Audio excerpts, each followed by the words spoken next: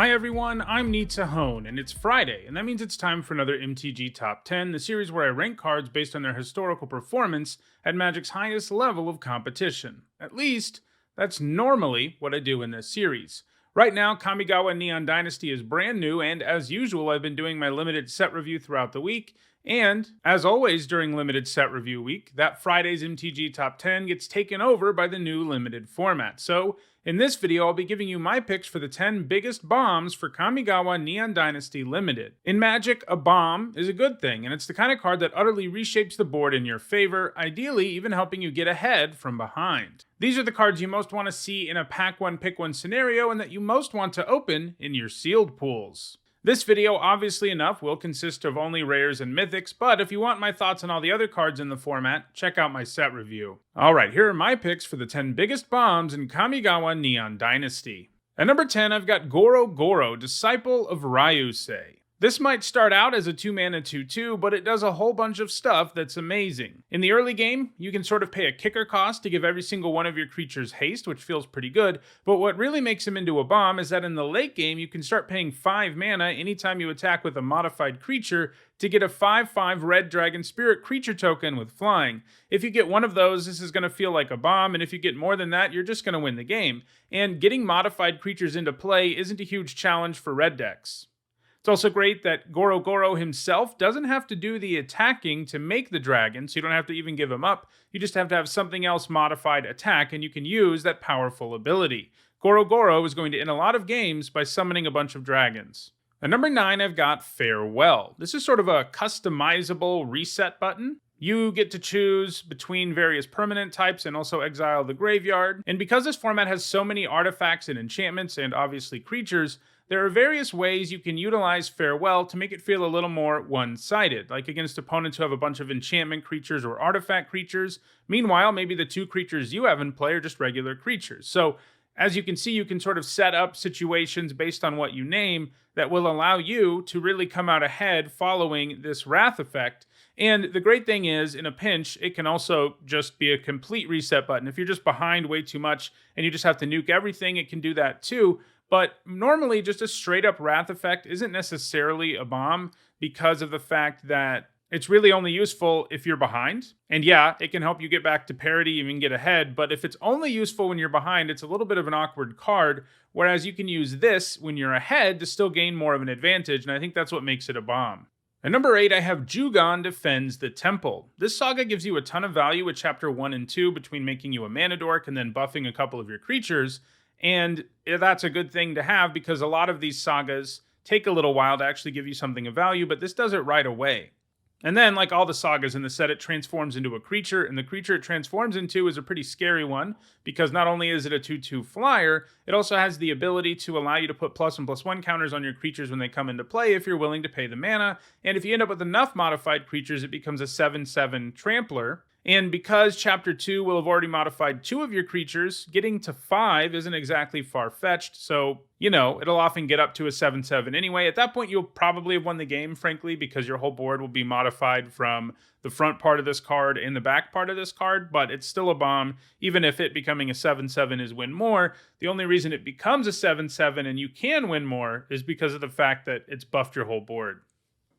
At number 7, I have Kyodai Soul of Kamigawa. So, a 4-mana, 3/3 flyer with flash is already a very good card, though not a bomb. What really makes this into a bomb is the fact that when it enters the battlefield, it gives another permanent indestructible for as long as Kyodai is in play. And because Kyodai has flash, this means you can set up a lot of nasty situations where you block with something and then you make it indestructible and your opponent's thing dies and your creature doesn't.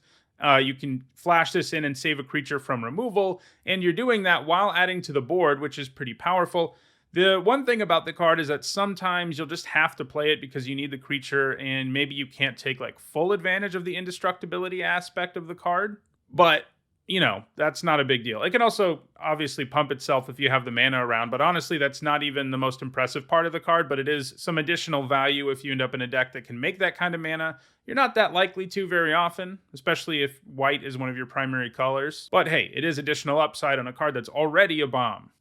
At number 6, I have Tamio Completed Sage. She comes with this new completed mechanic, which means you can pay Phyrexian mana to cast her, and if you do, she enters with less loyalty. And really, either way you cast her, she's pretty potent. What really makes her a bomb is the fact that her +1 can just shut down a creature. That helps protect her. And her -X lets you get value out of your graveyard, and it's permanent value out of your graveyard. It's not something that returns temporarily. She can just start reanimating stuff out of your graveyard, which you can use also to protect her. And you can also get to her ultimate pretty quickly. There are going to be games where, like, if you cast her for 5 and you just use her +1 a couple of times, your opponent just can't get to her. And then you can use her ultimate if you want to. And her ultimate is quite strong, drawing you a bunch of extra cards, decreasing the cost of spells. All of that is really great.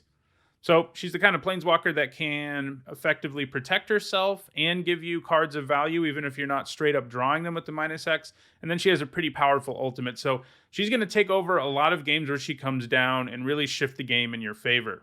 At number 5, I have the Reality Chip. I mean, it starts out as a 2-mana 0/4 that lets you look at the top card of your library. Not exactly exciting, but if you can reconfigure it onto another creature and then you untap, it's going to be pretty hard for you to lose because you can just rip through cards on the top of your library in the late game. I mean, you can only play 1 land a turn still, but if you can play land and cast a spell and then cast a spell, which isn't that far-fetched, in the mid to late game, it's going to be pretty hard for you to lose. It's just going to draw you a ton of extra cards. And the great thing is, even if the thing you put it on dies, the Reality Chip will come back and then you can reconfigure it onto something else. It's just very hard for your opponent to beat the card advantage that the Reality Chip will generate for you. The one downside about it compared to some other bombs on this list is, you do have to untap, after you put it on something in most cases before you can really start going and winning the game with its effect, but it's still an incredible bomb. At number 4, it is Satoru Umezawa. So this ninja is amazing because every time you use a ninjutsu ability, you get some powerful card selection. You look at the top 3 and put a card into your hand. And, if that's where this card ended, it would be a build around and probably wouldn't have made this list because you would have needed to jam a bunch of ninjas into your deck for it to ever do anything. But on top of that, Satoru also gives every card in your hand ninjutsu. So no matter what it is you have in your hand, you can just ninjutsu it into play. And that, first of all, can give you major discounts on more expensive cards. And second of all, will also trigger the ability where you get to look at the cards of your top 3 cards of your library and put a card into your hand. And that's just going to generate insane value. You're going to get card advantage and maybe discounts on creatures you play. And you have to get a creature through unblocked, but that's a fairly doable thing, especially in blue-black, where they made sure there are enough cheap evasive creatures that you can use to set up ninjutsu in the first place. Satoru looks awesome. At number 3, I have Jin Gataxia's Progress Tyrant. So this card is, obviously it's number 3 on this list, so it's an absolutely insane bomb. What really makes it great isn't just the fact that it can copy your artifacts, instants, or sorceries. That's important. But what really solidifies it as a super powerful bomb is the fact that it's very difficult for your opponent to kill Jin Gataxia. So sometimes if you have a 7-mana card that's hugely powerful, you kind of have to hold your breath and hope you untap to get to use it on your next turn.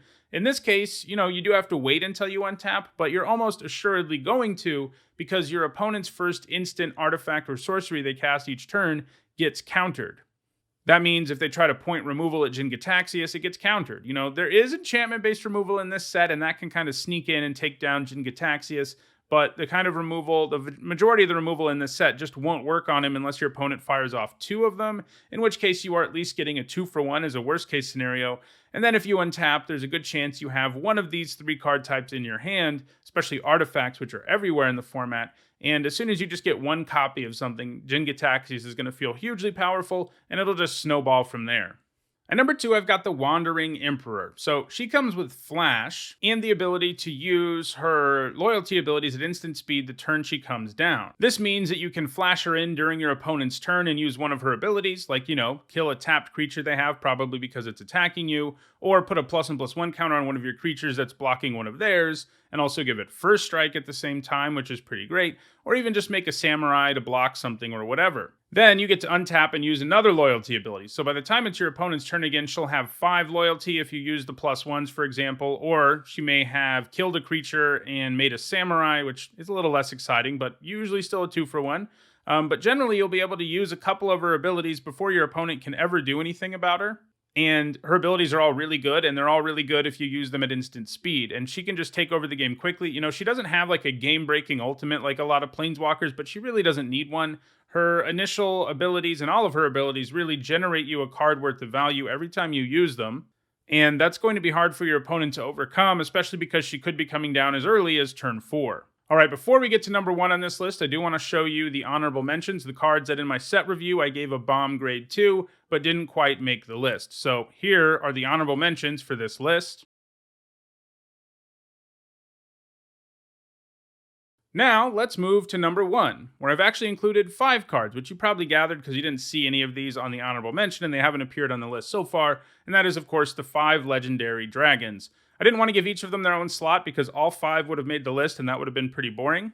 And I don't quite think all of them are better than the Wandering Emperor, but I think I would take Ao, Junji, and Kura ahead of the Wandering Emperor, and then I think Atsushi and Kairi are probably below the Wandering Emperor on this list if they had their own slot. But they're all insane. They're all highly efficient flying creatures who can kill your opponent in the air if they don't kill them, and then if they do kill them, you get some incredibly powerful ability. And they all have abilities. Most of them have 2 abilities, but there's usually one that's going to be like way better in limited. Ao is one of the few that I think has 2 abilities that can both be useful.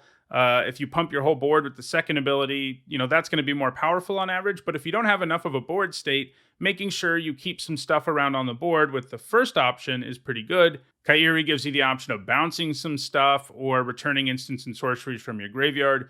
Junji lets you reanimate the best non-dragon creature in a graveyard, or lets you make your opponent discard. You're almost always going to choose the reanimation option there. Kura gives you the option of searching up lands or making a huge creature token. You're almost going to always choose the creature token option there. And Atsushi either gives you treasure tokens or effectively draws you 2 cards. You're almost always going to choose the option to draw 2 cards. But yeah, all of these are powerful, and that's because they're just like pick your poison cards. They're going to be awful to play against and amazing to play with, just because you'll see them and be like, great. I mean, my options here are die to this attacking me, or kill it and give my opponent a massive amount of value. And it's going to be pretty hard to beat these almost any time you see them. Luckily, they're mythic rares instead of just regular rares, so we shouldn't see them too often. So those are my picks for the biggest bombs in this new format. If you want to own any of these cards, you can find direct Card Kingdom links for each of them in the description. If you enjoyed this video, please like it and share it so that others can enjoy it too. If you want to make sure you catch future MTG Top 10s and future MTG content more generally, you should subscribe and turn on notifications. If you want to see more MTG Top 10s or the Kamigawa Neon Dynasty set review, playlists for both should be on your screen shortly. And lastly, if you want to go the extra mile in supporting the channel, you can on Patreon. Thanks for watching.